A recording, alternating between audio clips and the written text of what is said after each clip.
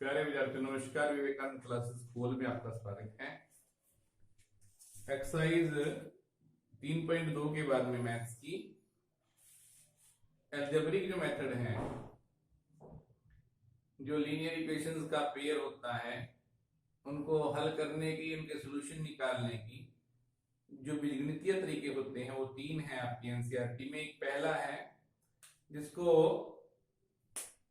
प्रतिस्थापन विधि या substitution method कहा जाता है। ये जो पहली प्रश्नावली है आपकी, ये उसी मेथड के द्वारा करनी है।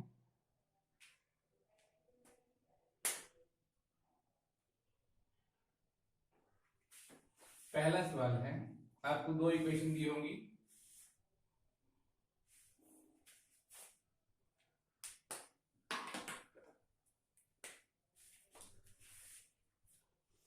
x प्लस वाई 14 है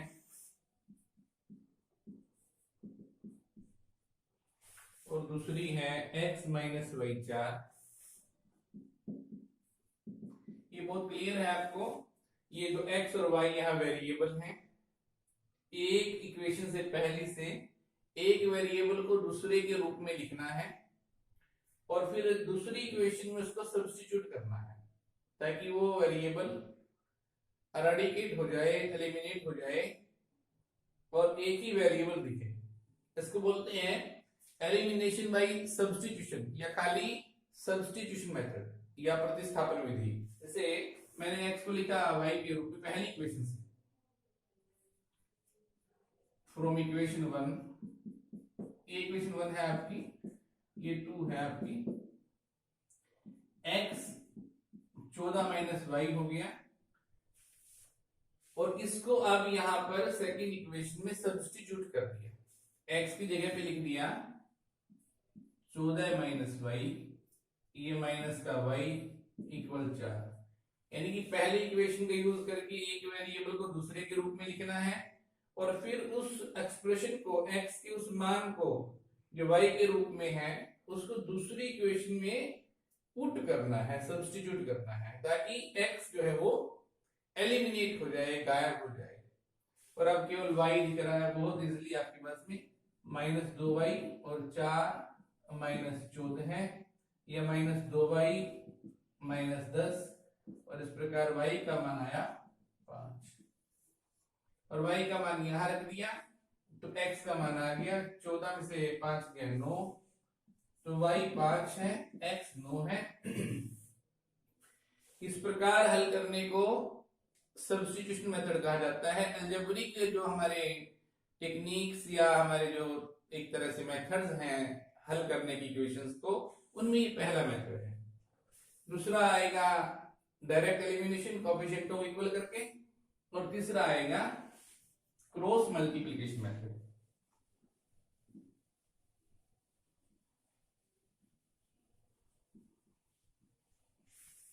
पहले क्वेश्चन का ही दूसरा पार्ट है,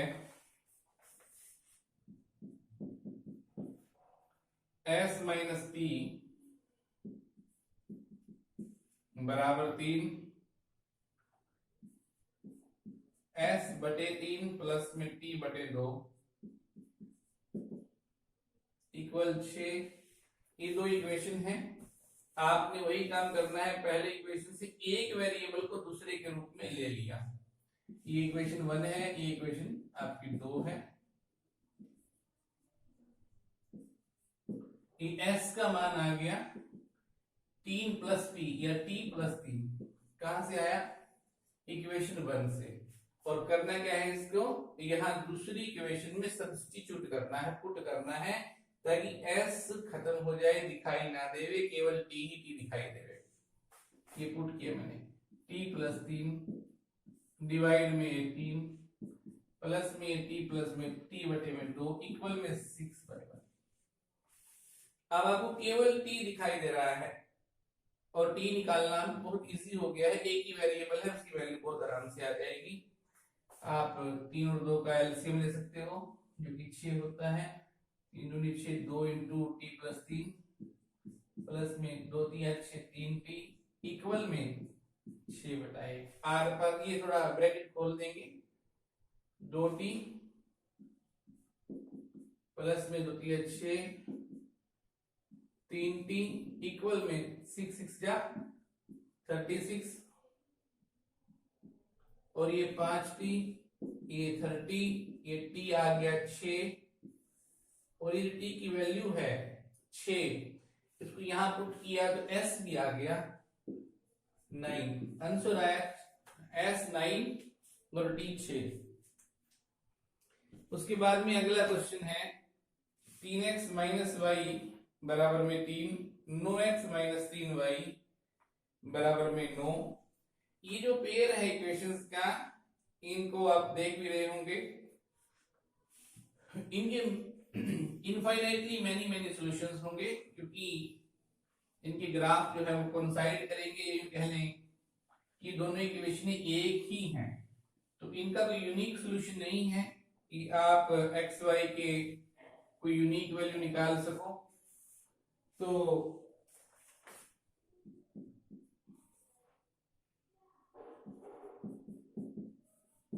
मैंने पहली इक्वेशन को लिखा,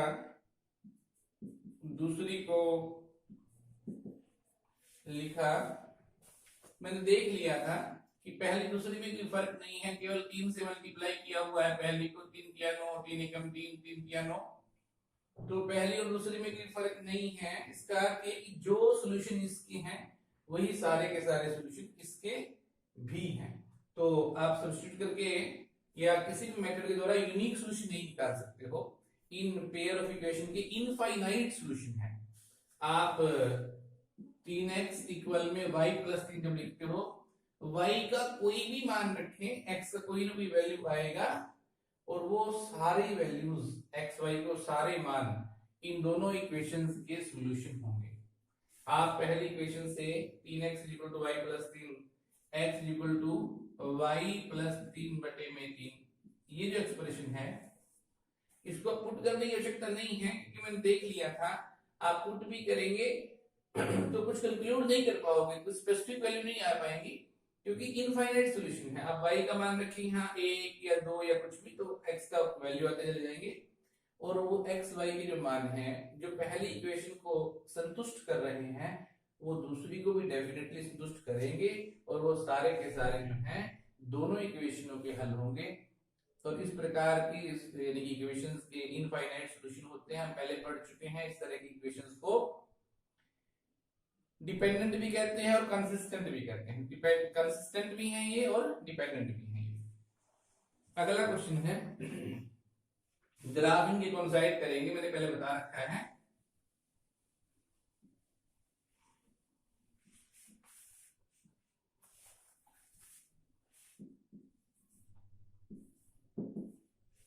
पॉइंट 2x प्लस में 0.3y इक्वल में 1.3, 0.4x प्लस में 0.5y 2.3।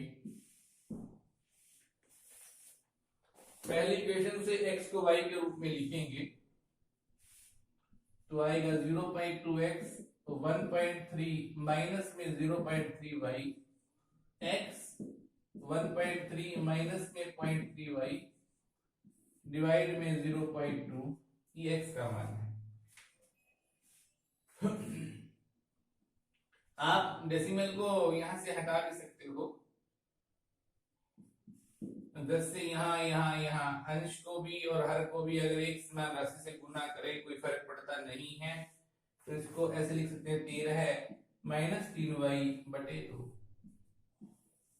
ये आपने कुछ नहीं किया, डेसिमल को हटाने के लिए 10 से मल्टीप्लाई किया है बस। तो ये जो x की वैल्यू आई है उसको यहाँ पुट करेंगे सेकंड इक्वेशन के अंदर 0.4, ये x का जो मान है 13 माइनस 3y बटे 2 प्लस में 0.5y इक्वल में 2.3। ये 2 से यहां मैं काट रहा हूं, ये 0.2 है, और इसको भी सारा जो ये एक्सप्रेशन है, ये पहला पद, ये दूसरा, ये तीसरा, इसको भी आप 10 यानी कि दशमलव हटा सकते हो, बाहर आएगा 2 केवल, 13 माइनस 3y प्लस में 5y इक्वल में 23, या 26 माइनस 6y प्लस के 5y इक्वल 23, या माइनस y इक्वल में 23 में से 26 का माइनस 3, या y आएगा 3। ये पहला आपका एक वेरिएबल का मान आ गया है। 18 यहाँ पुट कर देंगे तो x की आ जाएगा 13 माइनस में 3 या 9 बटे में 2, या 13 में से 9 गया 4 बटे तो 2 आ गया। तो x 2 और y 3 बहुत आराम से आप इनको, मैंने कुछ नहीं किया, यहाँ पे पॉइंट यहाँ था ना, ये पॉइंट 2 जो कि इस ब्रैकेट से गुना में था, पॉइंट 5 जो कि y का एक प्रकार से कोफिशिएंट था, इस एक्सप्रेशन का ये पॉइंट 2 कोफिशिएंट था, यहाँ 2.3 था। मैंने इस टर्म को भी इसको भी 10 से मल्टीप्लाई कर दिया, ये कह लीजिए कि सबका पॉइंट हटा दिया, तो उससे थोड़ा इजी हो गया। y का मान आ गया, y के मान को यहाँ पुट कर दिया और उससे x का मान दिया। उसके बाद में अगला क्वेश्चन है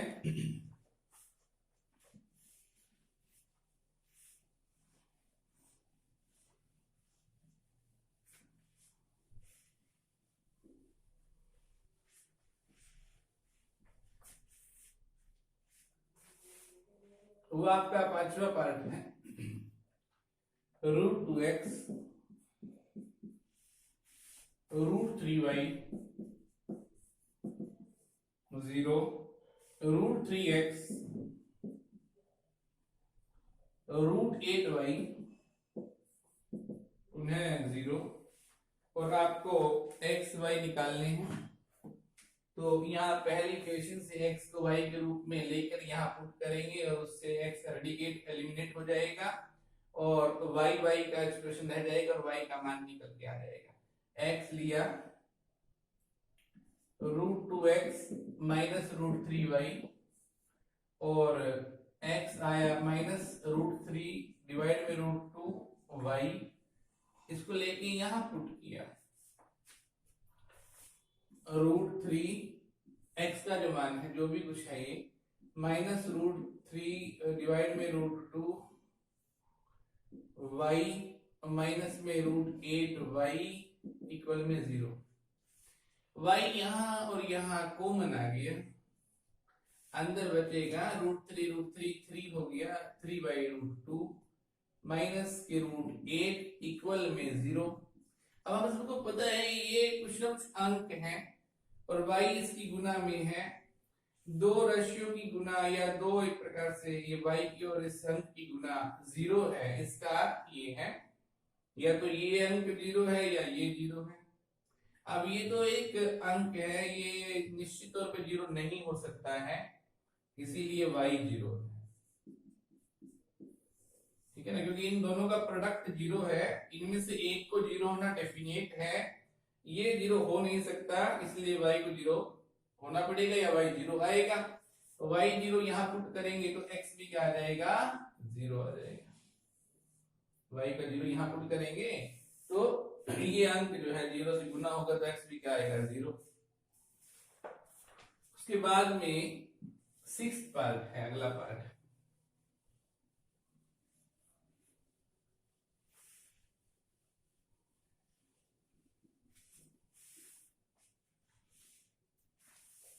छठा पार्ट,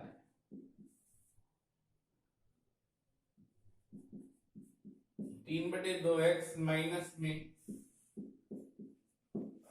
5/3y बराबर में 2 माइनस का 2 है, 1/3x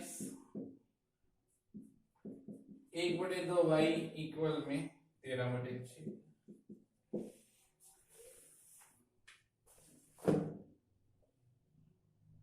पहली इक्वेशन से x को y के रूप में लिखेंगे और फिर पुट करेंगे यहाँ पे।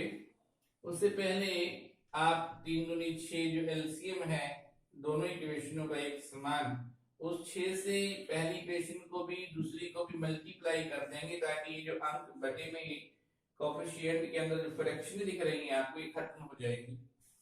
आप यहाँ भी 6 से मल्टीप्लाई कर दें, यहाँ भी 6 से क्या कर दें मल्टीप्लाई कर दें। तो पहली इक्वेशन आपकी बनेगी 9x माइनस में 10y इक्वल में 12 है। यहाँ भी 6 से गुना की, यहाँ यहाँ यहाँ, ये 6 कहाँ से आया है? ये दोनों इक्वेशन का, इसका भी और इसका भी एलसीएम है एक तरह से, ठीक है। 6 से गुना करेंगे तो जाएगा 2x और 3y इक्वल में 13 है। तो ये दो इक्वेशन आपकी बन गई हैं और अब आराम से आप x को y के रूप में लेंगे, यहाँ पुट करेंगे। x आएगा 9x माइनस 12 प्लस में 10y, या x आएगा माइनस 12 प्लस में 10y बटे 9। और ये जो x का मान है इसको यहाँ पहले इक्वेशन में क्या कर देंगे, दूसरी इक्वेशन सॉरी पुट कर देंगे। दो, ये जो x का मान है माइनस 12 प्लस में 10y डिवाइड में 9 प्लस में 3y इक्वल में 13 है। 20y माइनस में 24 डिवाइड में 9 प्लस में 3y इक्वल में 13 है। 9 से यहाँ यहाँ और यहाँ गुना कर देंगे। 20y माइनस 24 प्लस में 27y इक्वल में ये 13 की 9 से जब गुना होगी तो आएगा 117 और ये 47 हो गया y, और 117 और 24 जुड़ गए तो हो गए 141, y आएगा 141 को 47 से भाग करेंगे 3 आएगा। तो ये y का मान जो आया है इसको इक्वेशन यहाँ रख देंगे, जो एक्सप्रेशन है ये x वाला, x का मान आएगा माइनस 12 प्लस में 10 या 30 डिवाइड में 9, 30 में 18 बटे 9 2, इस तरह x 2 आएगा y 3 आएगा और ये आपका पहला क्वेश्चन पूरा होता है। दूसरे क्वेश्चन में एक ही यानी कि पार्ट है, आपको सोल्व करना है। एक्स वाई के लिए दो इक्वेशन दी हैं और वो एक्स वाई के जो मान आएंगे उसको एक इक्वेशन और दी गई है स्ट्रेट लाइन की, उसका स्लोप m निकालना है।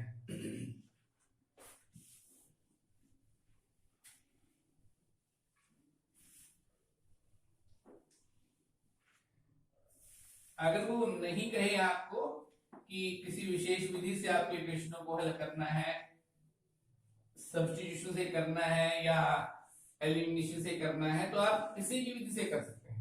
अगर वो स्ट्रिक्टली कहे कि इसी मेथड से करना है तो अलग बात है। जैसे इस क्वेश्चन में आपको कहा नहीं गया है कुछ भी, अब केवल कहा है कि सोल्व करिए। 2x प्लस 3y इक्वल 11 है और 2x minus 4y equal minus के 24। तो आप सीधा भी हल कर सकते हैं क्योंकि कोफिशिएंट यहाँ बराबर है, केवल घटाएंगे अगर माइनस माइनस वाला प्लस माइनस वाला प्लस तो ये कट जाएंगे। 7y 24 और 11 35, y का मान आएगा 5 और y का मान यहाँ जब पुट करेंगे पहले इक्वेशन के अंदर 2x प्लस में 15 है बराबर में 11 है, 2x माइनस के 4, x आएगा माइनस का 2। इस तरह x y के जो ये मान है, जो ये तीसरी इक्वेशन है y equal to mx plus 3, y की जगह y का मान जो कि 5 है, x की जगह x का मान माइनस 2 है, ये 2m इधर आगे प्लस का हो गया है, माइनस का 2m था इधर आगे किसका हो गया प्लस का, और 3 में से 5 गया माइनस 2 रह गया है, m आ गया है माइनस 1। तो ये m ही याद करना है, m का वैल्यू ही याद करना है, वो आ गया है माइनस 1। अब आपको डायरेक्ट इक्वेशन नहीं दी गई है, अगले क्वेश्चन तीसरे में आपको कुछ स्टेटमेंटें दी गई हैं और उनसे आपने इक्वेशन बनानी है और फिर उसके बाद में उनको हल करना है।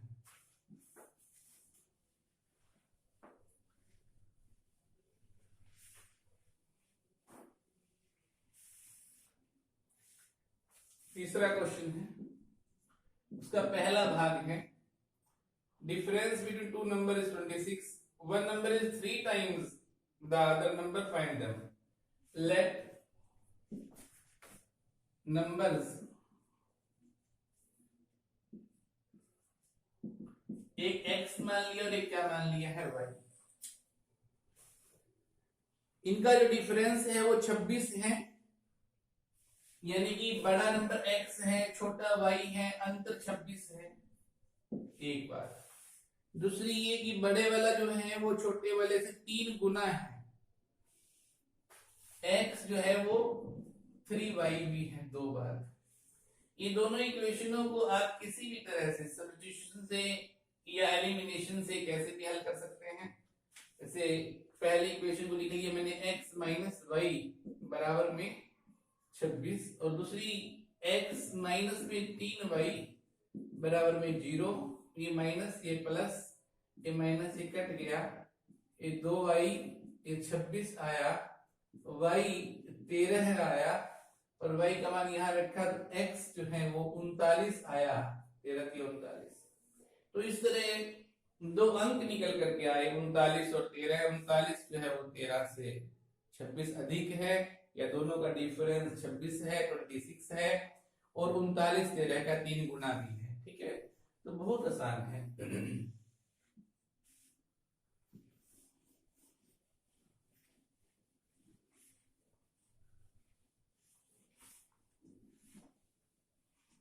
अगला पार्ट है the larger of to supplementary angles exceed the smaller by 18 degree find them.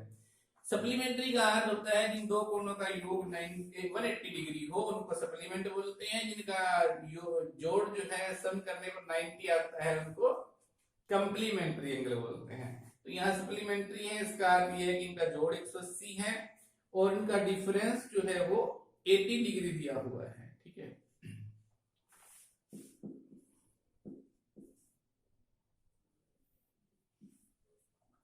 let the angles are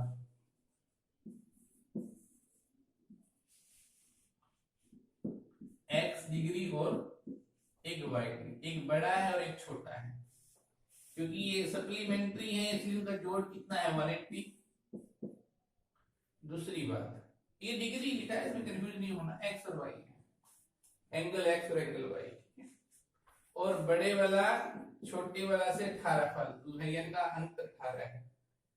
बड़े में छोटा घटाएंगे कितना आएगा 18। ठीक है, ये मैंने घटाने पे करे चाहे जोड़ने पर ये कट रहे हैं, y और y जोड़ने पर x और x 2x आया, 180 और 18 198 आया, x आया 198 को 2 से भाग करके 99। तो ये पहला एंगल आया 99, और x का मान यहाँ रख देंगे पहली इक्वेशन में, तो y भी निकल करके आएगा 180 में से 99 गया तो 81 आ गया। तो उत्तर आया 99 और 81। एक एंगल 99 है, एक 81 है, दोनों का अंतर 18 है, दोनों का जोड़ 180 है। पहले की दोनों सप्लीमेंट के एंगल है। संपूरक कौन है? संपूरक मैंने सप्लीमेंट। एक कोच है कोई क्रिकेट टीम का, वो 7 बैट और 6 गेंदें खरीदता है 3038 रुपए की। फिर 3 बैट और 5 गेंदें खरीदता है 1750 रुपए की। उनकी कॉस्ट निकालनी है बैट की और गेंद की, उनकी बाल की।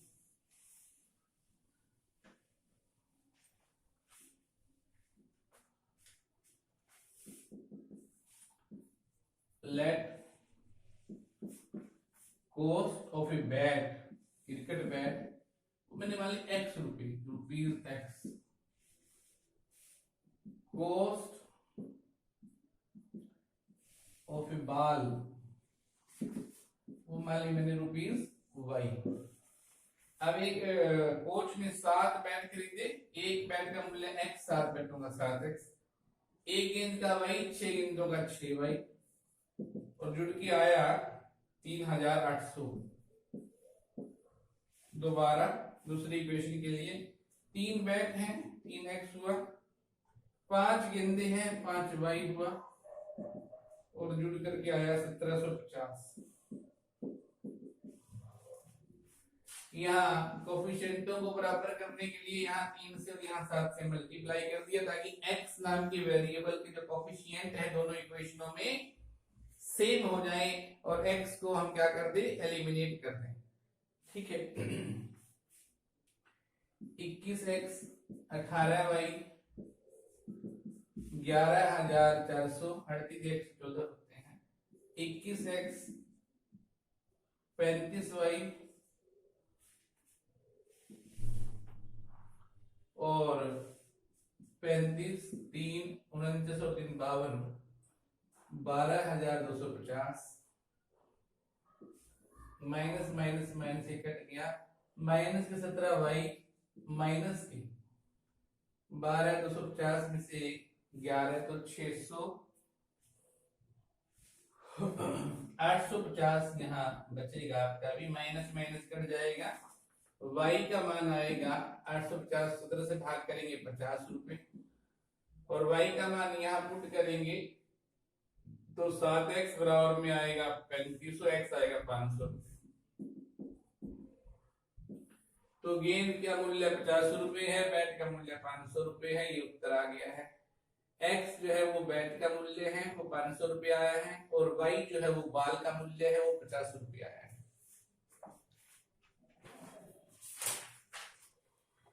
उसके बाद में अगला क्वेश्चन है, एक टैक्सी है वो चार्ज करती है किराया फिक्स कुछ, अगर कोई भी यात्री कहीं से भी बैठे और उसके अलावा फिर वो प्रति किलोमीटर के अनुसार लिखती है। एक 10 किलोमीटर के डिस्टेंस के लिए उसने 105 रुपए लिए, 15 किलोमीटर की जर्नी के लिए वो जो किराया है 155 रुपए लगा। फिक्स कितना है और पर किलोमीटर कितना है? How much does a person have to pay for travelling distance of 25 kilometre. तो ये स्टेटमेंट आपको समझ में आ गई होगी। एक टैक्सी है, किराए की गाड़ी है और आप कितनी ही यात्रा करो उसमें जो निश्चित किराया है फिक्स किराया वो देना ही पड़ेगा आपको। उसके अलावा पर किलोमीटर जितने आप किलोमीटर तय करोगे वो किराया आपको पर किलोमीटर के अनुसार भरना पड़ेगा। दोनों का जुड़ करके बिल बनेगा। तो लेट द फिक्स्ड जो चार्ज है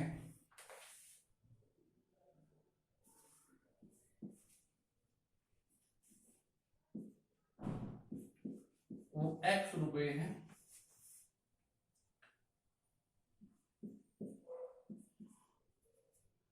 पर किलोमीटर जो चार्ज है वो y रुपए है।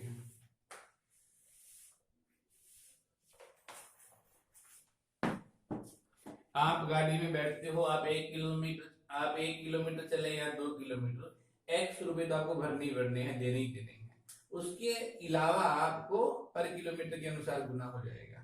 एक यात्री ने यात्रा किया यानी इसमें टैक्सी यूज किया 10 किलोमीटर के लिए, तो x रुपए तो उसको देने ही है और 1 किलोमीटर का y रुपए, 10 किलोमीटर का 10y जुड़ के उसका अमाउंट बन गया 105 रुपए। फिर दूसरे ने किया और 15 किलोमीटर का, x तो भरने ही है प्लस में 15y, ये बन गया 155 रुपए। इस तरह आपको मेरे को उम्मीद है क्वेश्चन में आ गया होगा। ये फिक्स किराया है, आपको टैक्सी में बैठने पर इतना देना ही पड़ेगा। ये पर किलोमीटर के अनुसार है। अगर आपने y किलोमीटर, जैसे इसने 1 किलोमीटर का y रुपए लेता है, 10 किलोमीटर का 10y, ये फिक्स वाला ये किलोमीटर वाला जुड़ करके 105 बना।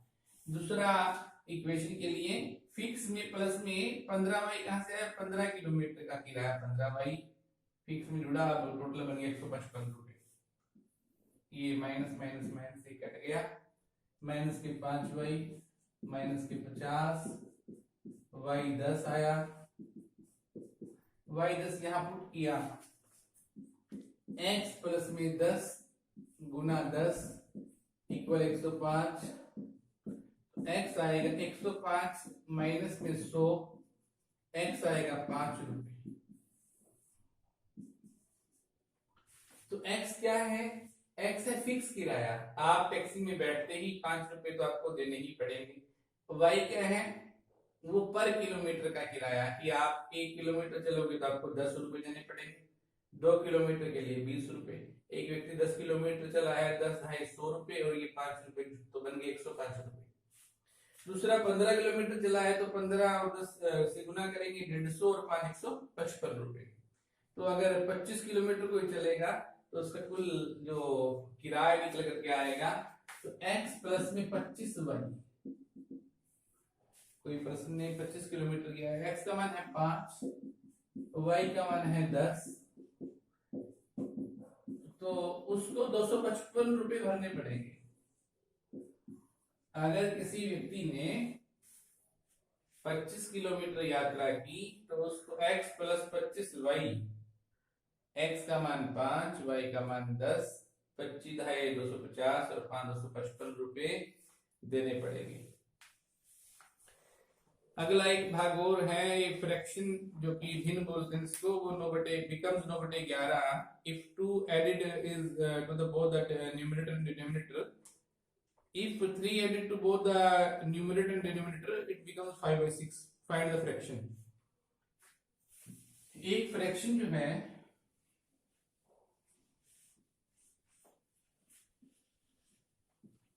वो ज्ञात करनी है, उसके न्यूमरेटर को आप x मान लें और डेनोमिनेटर को आप y मान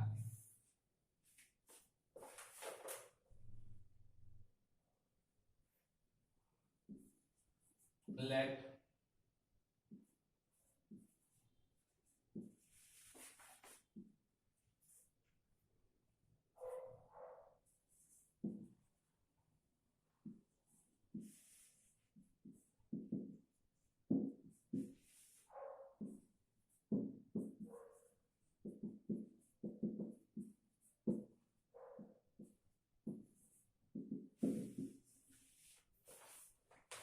फ्रैक्शन का अंश जो है वो x है और फ्रैक्शन का हर, जिसको डेनोमिनेटर बोलते हैं, वो y है। फ्रैक्शन हो गई है भिन्न, कहलाएगी अंश बटे हर x बटे y। ये याद करनी है आपको, कंडीशन कुछ दिया है ताकि उनसे इक्वेशन बन जाएगी। अगर इस भिन्न में अंश में और हर में भी 2 जोड़ा जाए, x में 2 जोड़े और y में भी 2 जोड़े, तो ये भिन्न बन जाएगी 9/11। और 3 जोड़े x में, 3 ही जोड़े y में, तो भिन्न का मान आएगा 5/6। क्रॉस मल्टीप्लाई किया यहाँ पे, 11x प्लस में 22 इक्वल 9y प्लस में 18, 11x माइनस में 9y इक्वल में माइनस के 4, इक्वेशन 1 है। 6x प्लस में 18, 5y प्लस में 15, 6x माइनस के 5y, ये माइनस के 3 है, ये इक्वेशन 2 पे आएगी। दोनों को हल करेंगे, 11x माइनस के 9y 4, 6x माइनस के 5y 3, यहाँ 6 से यहाँ 11 से मल्टीप्लाई किया, 66x 54y 24, 66x 30y 18, 55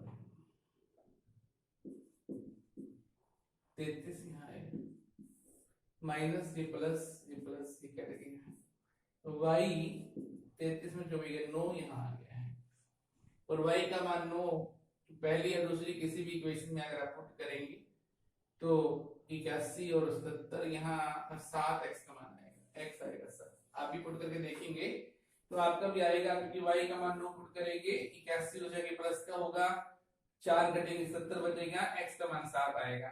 तो फ्रैक्शन क्या आएगी 7/9, x 7 आ गया है, y 9 आ गया है, फ्रैक्शन आ गई है 7/9।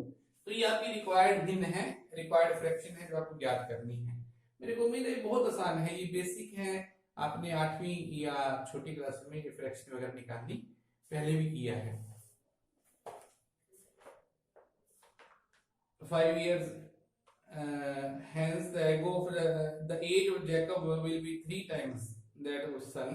5 years ago Jacob was 7 times that of son. What are their percentage. 5 वर्ष के बाद में जैकब की आयु उसके पुत्र की आयु का 3 गुना हो जाएगी, और 5 वर्ष पहले 7 गुना थी। ठीक है,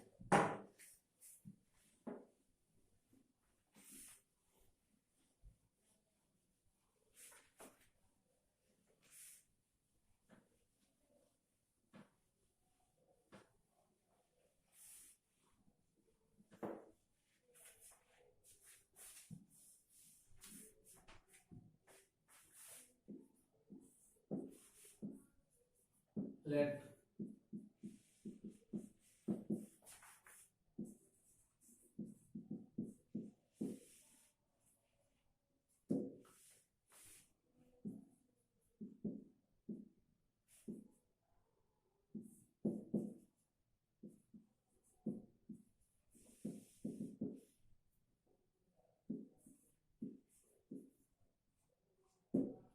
आज जैकब की आयु x वर्ष है, सन की प्रेजेंट एज आज की आयु y वर्ष है।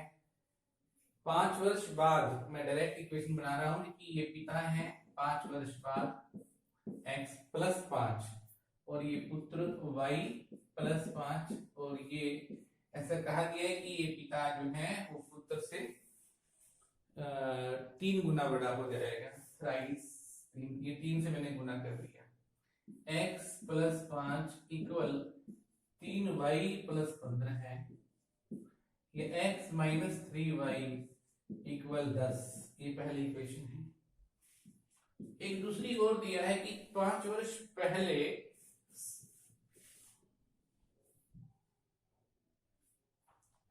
वो 7 गुना था।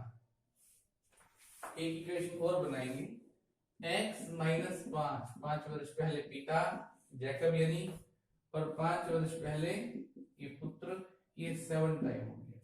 x माइनस 5 7y माइनस 35, ये x माइनस 7y माइनस 30, ये इक्वेशन नंबर क्या बन गई, 2 बन गई। तो पहली को x माइनस में 3y इक्वल में 10, x माइनस में 7y इक्वल में 30, माइनस प्लस प्लस ये कट गया, 4y 40, y 10, और y का मान यहां करेंगे तो x आएगा आपका 40। तो पिता की आज की आयु 40 वर्ष है,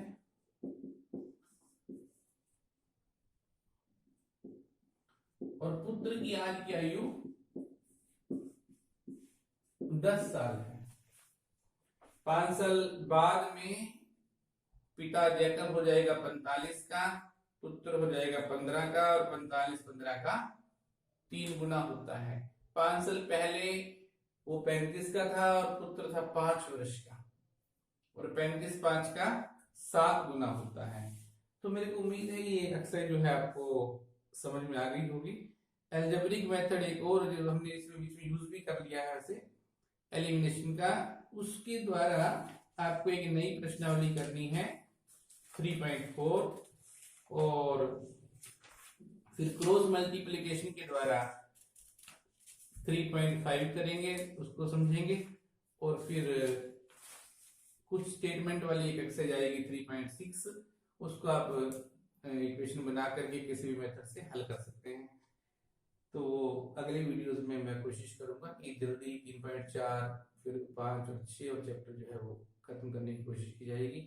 अगर वीडियो ने आपकी हेल्प की हो तो उसको लाइक करना है, अपने चैनल को सब्सक्राइब भी करना है। आज के लिए इतना ही, आपका बहुत धन्यवाद।